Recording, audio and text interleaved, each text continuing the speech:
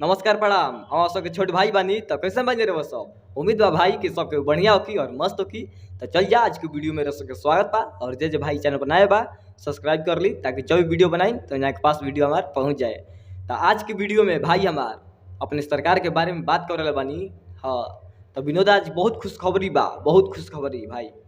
तो वीडियो में बना रही जा शुरू से तक और अच्छा लगी वीडियो तो लाइक कर दम जा और ना अच्छा लगी तो डिसलाइक भी कर सकते हैं जा, ठीक बा। ये अपना सरकार के गाना एगो आवे वाला बा। हाँ विनोद अपने सरकार के गाना आवे वाला बा और 25 तारीखे आ रहा बा अपनी सरकार के गाना यानी कि काल के दिन।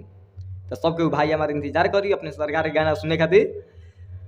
अखिया के गजरा ये जान झगड़ा करा दिल बा। तो भाई हमार आ रहा बा गाना अपना सरकार के अखिया के चस्का। हाँ हाँ जगदेव अखिया के चस्का गाना बहुत जल्दी आवता हमनी के बीचा में। तो इंतजार करब जा। अब इंतजार के घड़ी बहुत जल्दी खत्म होके वाला बा, ठीक बा।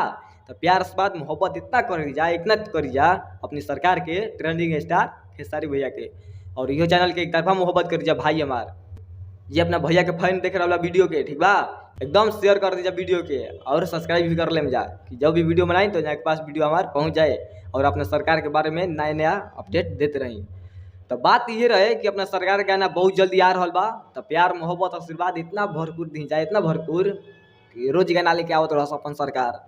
हाँ और एक बात हम पहले ही बतैले रही, काल के वीडियो में बतैले रही रो सबले कि अपनी सरकार के पोस्टर रिलीज होखे वाला बा।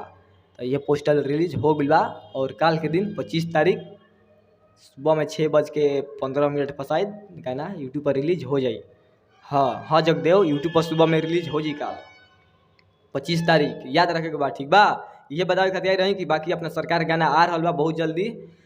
तुहरा अखिया के गजरा ये जान झगड़ा करा दिल बा आई रहे अपना सरकार के गाना। के सुन ले बा के नहीं के सुन ले जल्दी बताई जा कमेंट करके। हाँ तो अब की बार आवता अखिया के चस्का। अब का हुई रे दादा मारे का हुई अखिया के चस्का। लेकिन हमारा ऐसा लगा था कि सरकार के एगो सैड सॉन्ग गाना आवे के चाहिए। ये हम भैया के अपना टीम से कहल चाहता नहीं कि सरकार एगो गाना सैड सॉन्ग चाहिए। लगन के दिन रहे, आधा लगन तो बीतिए गई लेकिन अखिया के चस्का गाना आ रहा बहुत जल्दी। तो प्यार मोहब्बत कर दीजिए अपने सरकार के। बाकी चलता नहीं भाई, मिला फिर अगला वीडियो में और लेकर कुछ अलग अंदाज में और बताइए अपने सरकार गाना कैसा लगला कब आ रहा फिर, ठीक बा।